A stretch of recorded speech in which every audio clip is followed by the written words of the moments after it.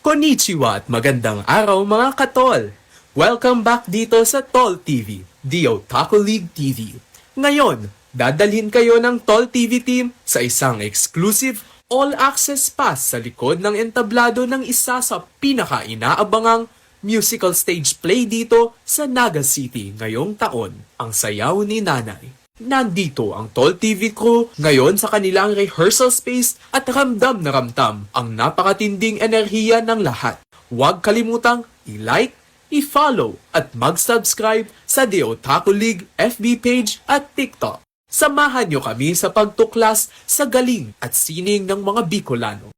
Ang BETCO o Bicol Express Theater Company. Inilunsad noong August 11, 2024 ang BETCO, isang Naga City-based cultural at educational theater group na binubuo ng mga dedikadong profesional, guro, alagad ng sining at mga estudyante. Ang karamihan sa mga namumuno rito ay proud alumni ng Teatro de Santa Luisa mula sa Universidad de Santa Isabel na nagdiwang ng kanilang 25 taon na makabuluhang pagtatanghal. Ngayong taon sa pakikipagtulungan sa Creative Endeavors Council ng Ateneo de Naga University, inihandog ng BETCO ang kanilang kauna-unahang major project bilang paghahanda na nalalapit na kabistahan ng ating ina, Our Lady of Peña Francia. Unang-una, nakapanayam ng Tol TV si Mr. Alcid O. Valencia, ang mismong manunulat at direktor ng Sayaw ni Nanay.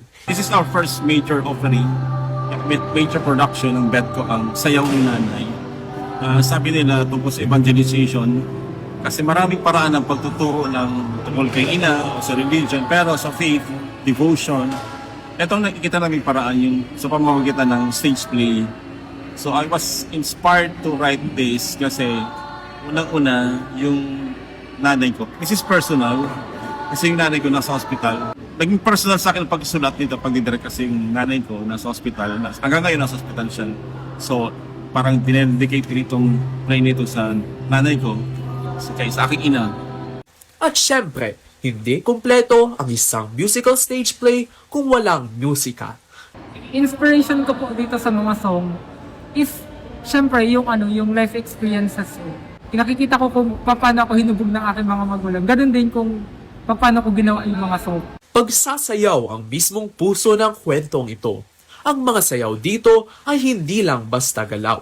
Ito ay ritmo ng panalangin, sakripisyo at emosyon. Bakit or ano yung mga naging inspiration ko in creating this choreography? So number one, it is relatable sa akin because I also witness kung paano po nawalan ng certainty sa aming mga choreographers during the pandemic, and at the same time po nakita ko din po yung na courage ng mga dancers, yung mga choreographers, yung mga performers. Nakita ko din po kung gaano po naapektuhan physically, economically, and even yung artistically po ng mga choreographers and then the performers. Nakasama rin ng Tol TV team ang cast na nagbibigay buhay kay Martha at sa kanyang pamilya, dancers, pati na rin ang napakasipag na backstage crew. Habang pinapanood natin sila dito sa coverage ng Tol TV mula sa pagsulat, musika, sayaw, hanggang sa pag-arte, ang Sayaw ni Nanay ay hindi lang basta dula. Ito ay salamin ng ating debosyon, katatagan, pamilya at ng makulay na sining ng mga Bicolano.